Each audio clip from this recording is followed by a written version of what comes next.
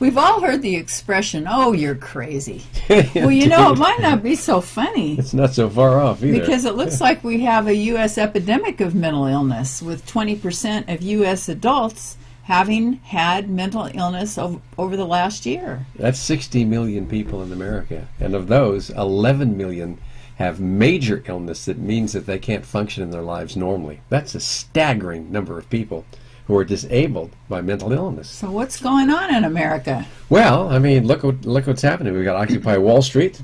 People are all frustrated because they're losing their homes, they're losing their jobs, they're out on the streets. I mean, it's a tough situation. But how do we define mental illness? I mean, it seems like there would be a broad spectrum.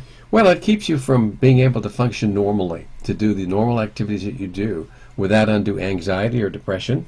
Feeling good about life, getting joy out of it. I think those would be the two things that we would try to seek from that.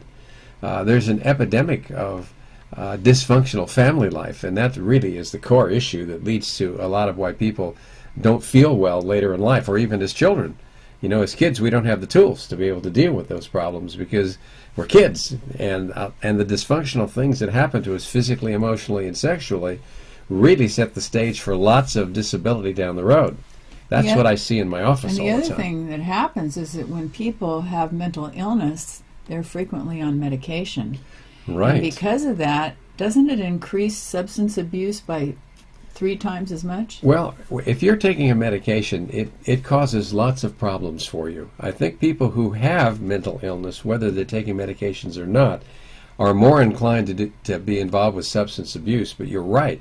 If a doctor prescribes things for pain or for depression or for anxiety, a lot of the time that leads to our becoming addicted to it, and that further makes the problem worse. And the other thing about mental illness is that it frequently coexists with other illnesses. Right. Well, I mean, if you're depressed because you have a serious disability, you can't exercise because you have heart failure, or you can't do things because your blood pressure gets too high, or you've got diabetes, or, I mean, that can weigh heavily on your mind.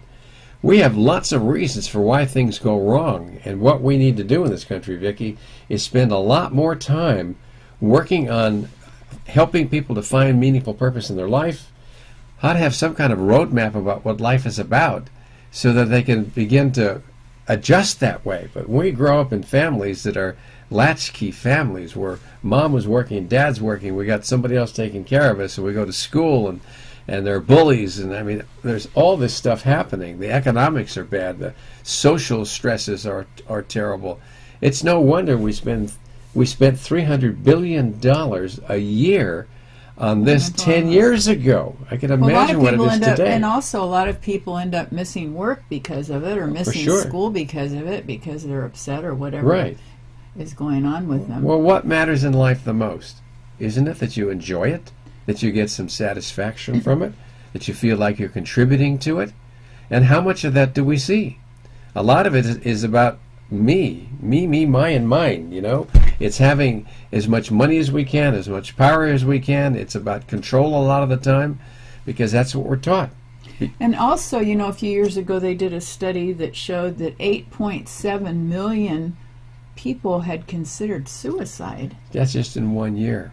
And 2.5 million made plans, and about 1 million tried it. Which reminds me of some of the statistics in medical school. This would shock you, but 11% of people who are in medical school have contemplated suicide. Even there, the pressure is the wrong thing. And you wonder why doctors sometimes aren't the easiest people to talk to. They've been through so much in their training that's militaristic. Well, they really went under post-traumatic stress. You know, the doctors did in their training. In their training. Indeed. I mean, usually we associate post-traumatic stress syndrome with people that have gotten out of the military or that are still in it. There are wars of different kinds, that definitely influence us. So when we're looking at this epidemic of mental illness in the U.S., it's affecting 60 million people. And of those, you've got 11 million that have a serious mental disorder that interferes with their life in a major way. It's time to reassess our values. It's time to try and find ways to deal with this so that we don't have to experience all that, because life's supposed to be fun, and it can be if we just do a little bit more work in understanding what's happening and take some proactive steps to stop it.